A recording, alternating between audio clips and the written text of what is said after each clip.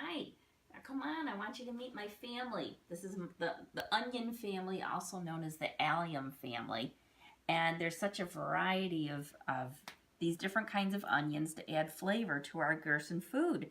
And I'm really excited because this is the first time I've ever had some of these because I went to the farmer's market and found some things that I've never had before.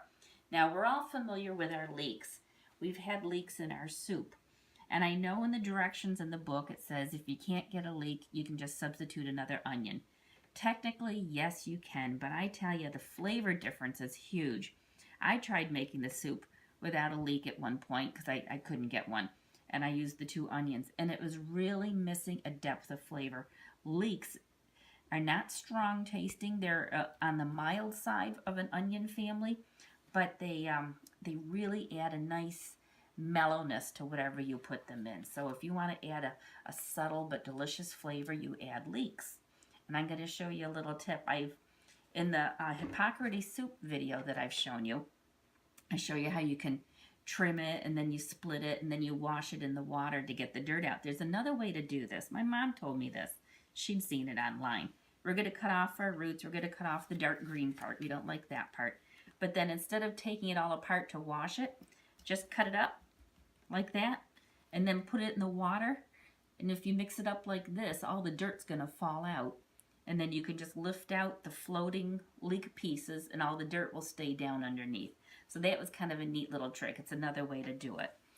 This is scallions. I've never had scallions before, so I was very excited to try the scallions.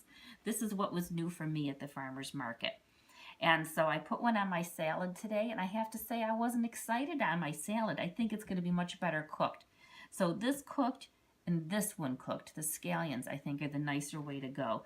Again, you use up through the light green, okay? And after that, you throw out the dark parts, okay? This is our green onions. You can see they're a little baby cousin of the leeks, and they're a little smaller brother of the scallions here. These are delicious on salads because they're a little bit milder. They do have a nice little kick. And again, you go right up here. You can go a little higher up to where, you know, just before the dark green starts. And then here's the baby. These are chives, and these are delicious. And these, you can grow these right out in your yard, and they'll winter over and come up again in the spring. So if you have harsh winters like we do, they survive. And these taste really nice on you can chop them up and put them on salads. Because they're so mild, you can put them on your baked potato. You can put them in your mashed potatoes. Very tasty. Fun. Now, we've gone from where we have a stem to where we've come over to bulbs. And we don't do anything with the top part, okay? Now, you should recognize that. That's our favorite. That's garlic that we put in so many different things. And that's a nice firm root. You can tell it's fresh and dry from this year. That's our garlic. This is shallots. Shallots are something new to me too. I've just discovered them this year. They're not required in any of our recipes, but I love the flavor of shallots raw. I love these. I dice them up and I put them on a salad, and they're very tasty. They're not as strong as regular onion. And I tried a little experiment once. I took the garlic and the shallots and the onion, and I put them on a pan and baked them in the oven. And the shallot just about fell apart. It just like melted, almost like butter. It became so soft.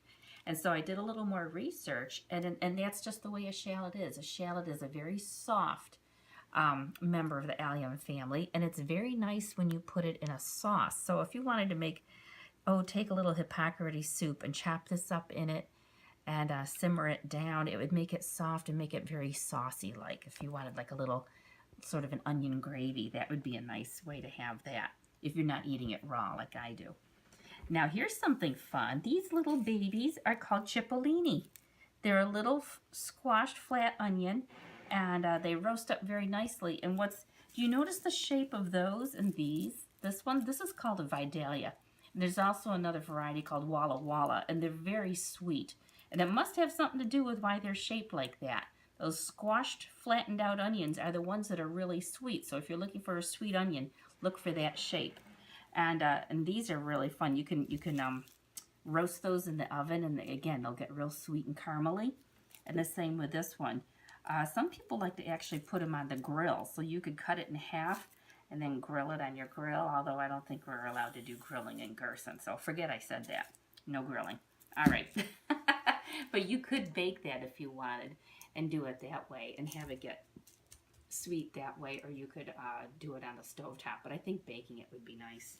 And then these are just your regular cooking onions. You know, we have a Spanish onion and an all-purpose onion, Spanish all-purpose, and then a lovely red onion. And I find red onions are very nice also. If not the shallots, then the red onions on a salad. They're a little better for your raw eating. They don't seem to be as hot as the yellow onions. And you know what's interesting?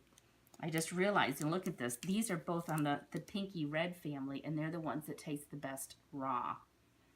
There must be a connection. Maybe they're cousins, right? Okay, so there's the onion family. These are all our friends when it comes to cooking, and they add a lot of flavor, and I think we're going to have to meet some other family relatives sometime. So thanks for coming over.